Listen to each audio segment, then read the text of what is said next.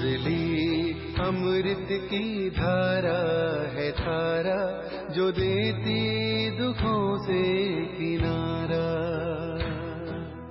मुरली अमृत की धारा है धारा, जो देती दुखों से किनारा। भूले जीवन में हो जाए शिव बाबा मुरली में समझाए। भूले जीवन में हो जाए शिव बाबा। ओम शांति। आज की तारीख है 9/7/2024 के बाबा के साकार महावाक्य। मीठे बच्चे सच्चे बाप के साथ अंदर बाहर सच्चा बनो, तभी देवता बन सकेंगे। तुम ब्राह्मण ही फरिश्ता सो देवता बनते हो। बाबा ने प्रश्न पूछा, इस ज्ञान को सुनने व धारण करने का अधिकारी कौन हो सकता है? बाबा ने उत्तर दिया, जिसने ऑलराउंड पार्ट बजाया है, जिसने सबसे जास्ती भक्ति की है, वही ज्ञान को धारण करने में बहुत तीखे जाएंगे, ऊंच पद भी वही पाएंगे। तुम बच्चों से कोई पूछते हैं, तुम शास्त्रों को नहीं मानते हो, तो बोलो, जितना हमने शास्त्र पढ़े हैं, भक्ति की है, उतना दुनिया में कोई नहीं करता। हमें अब भक्ति का फल मिला है, इसलिए अब भक्ति की दरकार नहीं। ओम शांति। बेहद का बाप बेहद के बच्चों को बैठ समझाते हैं।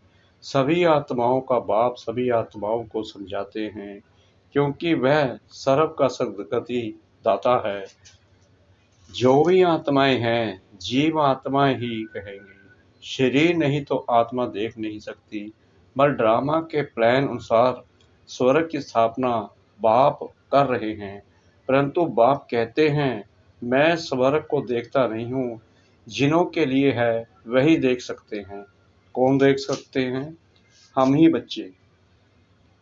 तुमको पढ़ाकर फिर मैं तो कोई शरीर धारण करता ही नहीं हूँ, तो बिगर शरीर देख कैसे सकूंगा? ऐसे नहीं, जहाँ तहाँ मौजूद हूँ, सब कुछ देखते हैं। नहीं, बाप सिर्फ देखते हैं तुम बच्चों को, जिनको गुलगुल यानी फूल बनाकर याद की यात्रा सिखाते हैं। योग अक्षर भक्ति का है। ज्ञान देने वाला एक ज्ञान का सागर है, उनको ही सतगुरु कहा जाता है। बाकी सब हैं गुरु। सच बोलने वाला, सचखंड स्थापन करने वाला वही है।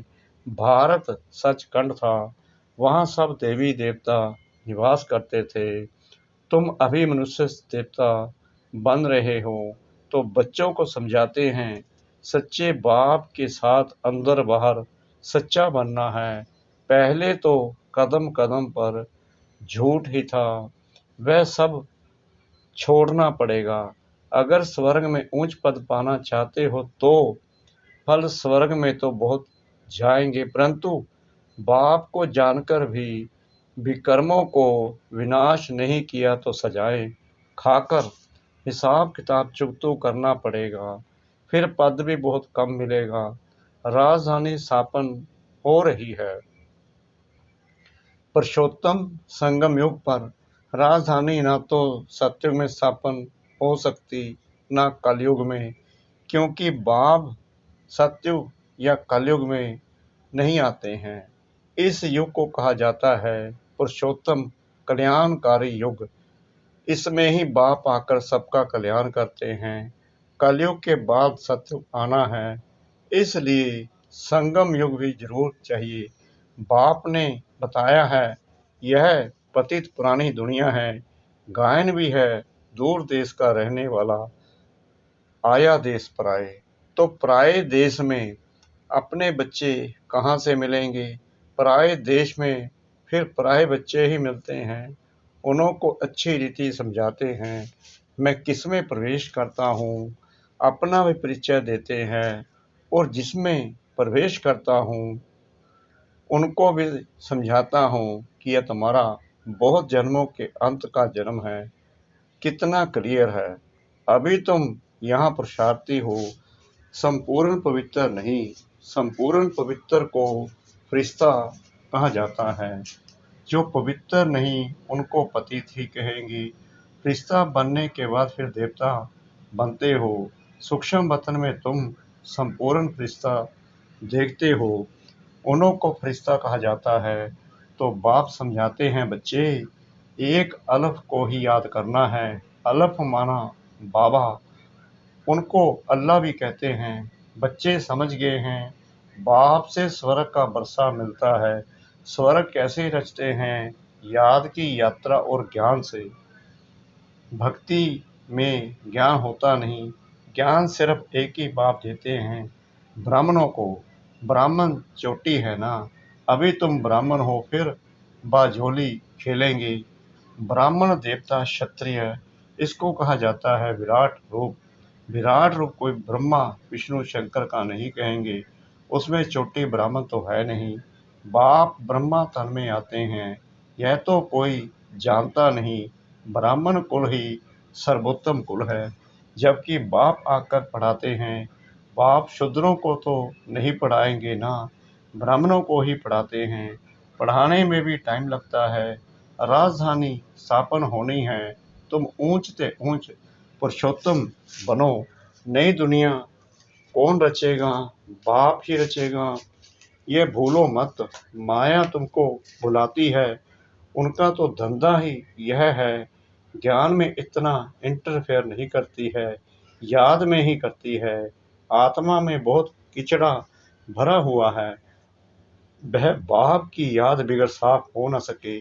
योग अक्षर से ही बच्चे बहुत मूझते हैं, कहते हैं बाबा हमारा योग नहीं लगता। वास्तव में योग अक्षर उन हठ योगियों का है। सन्यासी कहते हैं ब्रह्म से योग लगाना है। अब ब्रह्म तत्व तो बहुत बड़ा लंबा चौड़ा है। जैसे आकाश में स्टार्स देखने में आते हैं, वैसे वहाँ भी छोटे छोटे स्टार फिसल आत्माएं हैं। वह हैं आसमान से पार, जहाँ सूर्य चांद की रोशनी नहीं।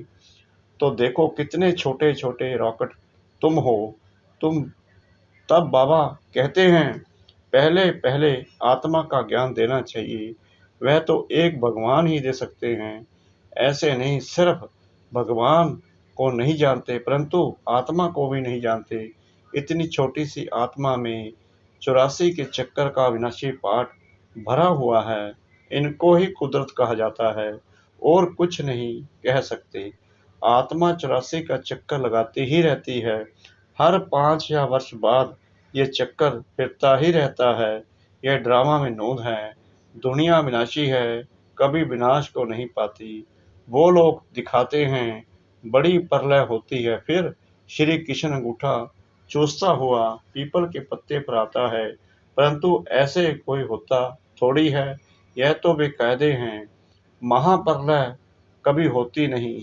एक धर्म की स्थापना और अनेक धर्मों का विनाश चलता ही रहता है। इस समय मुख्य 3 धर्म हैं।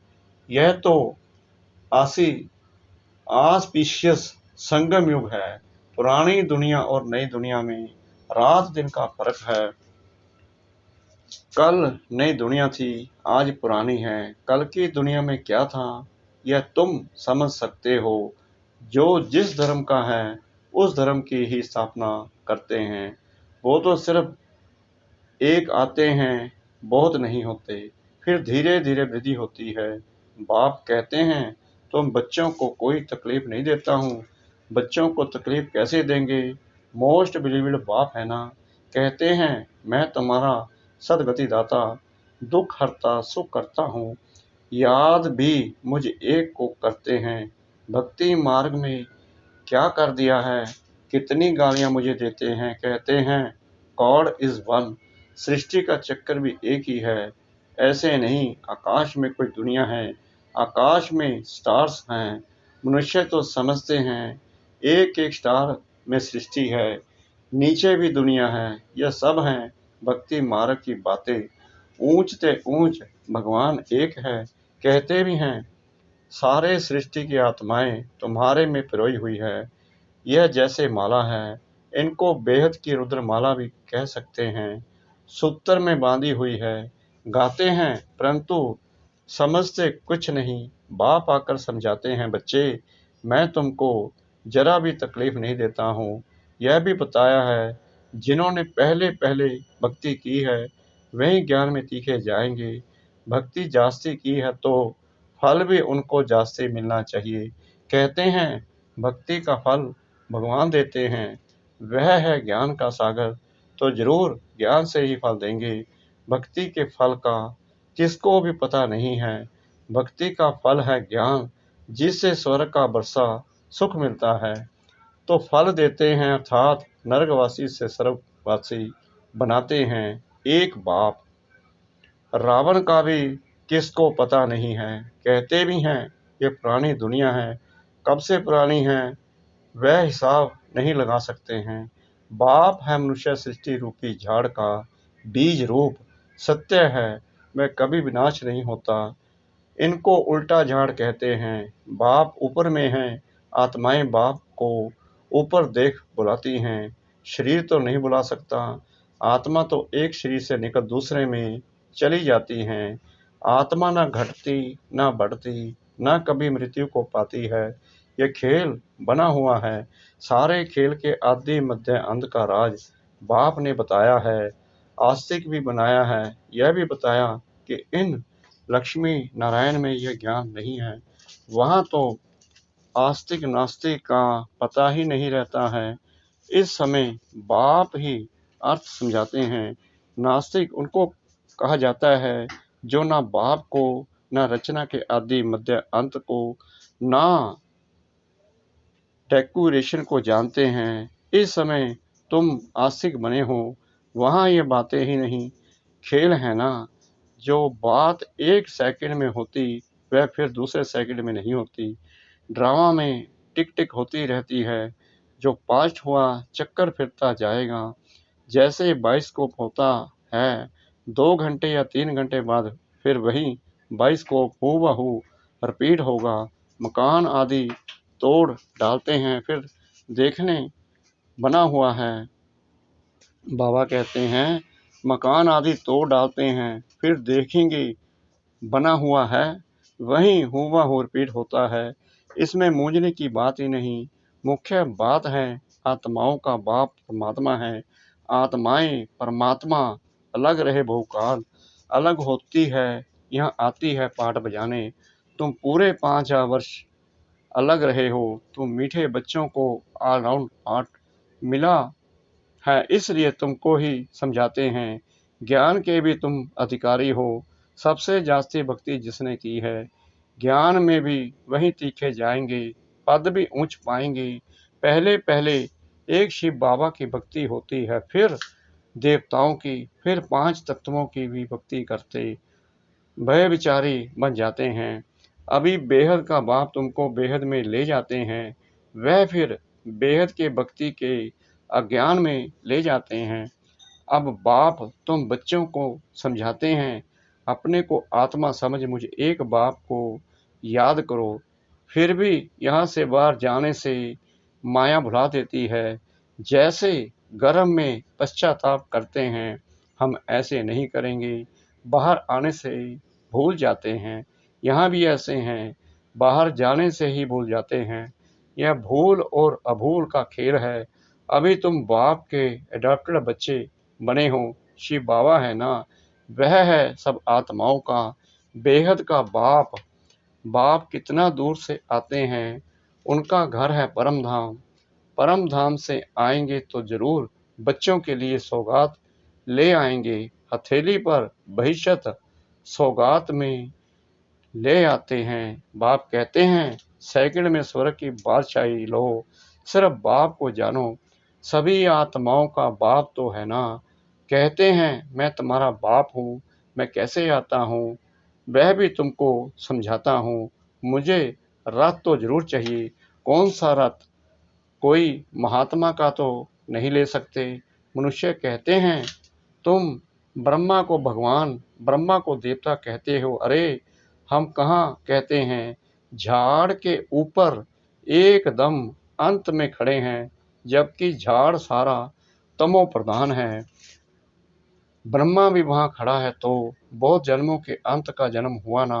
बाबा खुद कहते हैं, मेरे बहुत जन्मों के अंत के जन्म में जब वानप्रस्थ अवस्था होती है तब बाप आए हैं, जो आकर धंधा आदि छुड़ाया।